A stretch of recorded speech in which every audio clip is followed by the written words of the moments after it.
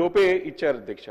అదేవిధంగా మరి ఈ హెచ్సిటీ ఐసిటీ పేరు మీద కూడా 2650 crores కేటాయిస్తే అధ్యక్ష, దానిలో కేవలం 902 crores మాత్రమే ఇచ్చారు అధ్యక్ష.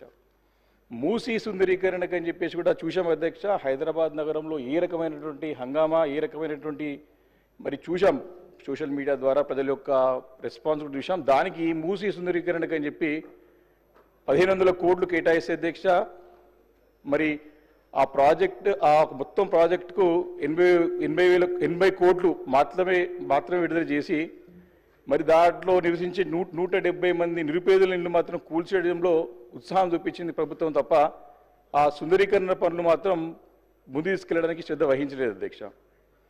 ఇలా గత ఏడాది కేటాయించిన నిధుల్లో కేవలం 25% నిధులను మాత్రమే విడుదల చేసి మరి నగరంని పూర్తిగా విస్మరించినట్టు స్పష్టంగా ఈ యొక్క గణాంకాల ద్వారా అర్థమవుతుంది అధ్యక్ష గత బడ్జెట్లో.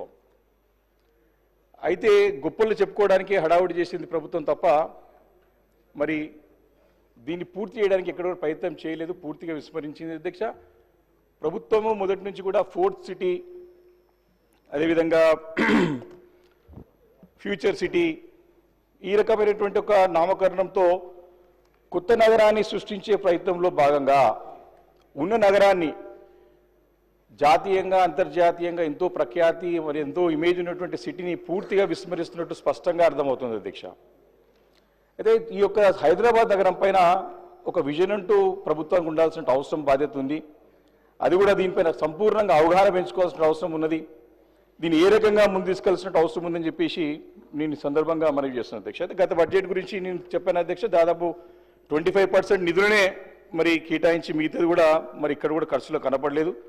ఈ సంవత్సరం అధ్యక్ష జిహెచ్ఎంసీకి ఈసారి 7582 crores గవర్నమెంట్ జిహెచ్ఎంసీ డిమాండ్ చేస్తే దాంట్లో 3101 crores మాత్రమే కేటాయించి దాంట్లో 40%నే ఇస్తానికి ప్రభుత్వం ముందుకు వచ్చింది అధ్యక్ష.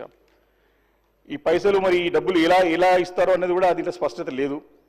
హెచ్సిటీ కోసానికి 4000 కోట్లు అడిగితే అధ్యక్ష 2654 crores మాత్రమే ఇచ్చారు అధ్యక్ష.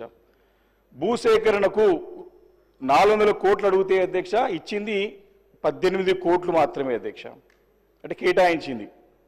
అంటే ఇక్కడనే అసలు సంగతి, అంటే సీరియస్నెస్ ప్రభుత్వం యొక్క కమిట్మెంట్ అనేది ఇక్కడనే అర్థమవుతుంది అధ్యక్ష. ఎందుకంటే పనులకు 2654 కోట్లు కేటాయించారు కానీ భూసేకరణకు మాత్రం నిధులు కూడా సరిపోయేంటే 18 కోట్లు, 400 కోట్లు అడితే 18 కోట్లు ఇచ్చారంటే భూసేకరణ కాదని చెప్పి స్పష్టంగా అర్థమవుతుంది అధ్యక్ష. అంటే మరొకసారి ఇది కేవలము కాగితాలకి మాత్రమే సాటిస్ఫాక్షన్ చేసే విధంగా, క్షేత్రస్థాయిలో సాధ్యపడని విధంగా స్పష్టంగా అర్థమవుతుంది అధ్యక్ష. ఈ రకంగా ఎట్లా ముందుకు పోతారని ఖచ్చితంగా మంత్రి గారు తన సమాధానంలో చెప్పాల్సిందిగా నేను వారిని డిమాండ్ చేస్తున్నాను అధ్యక్ష.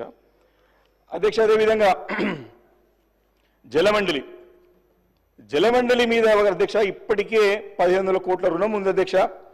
గోదావరి 2-3 దశల కింద మరో 2250 crores భారం మోపనున్నారు. 8000 crores అడిగితే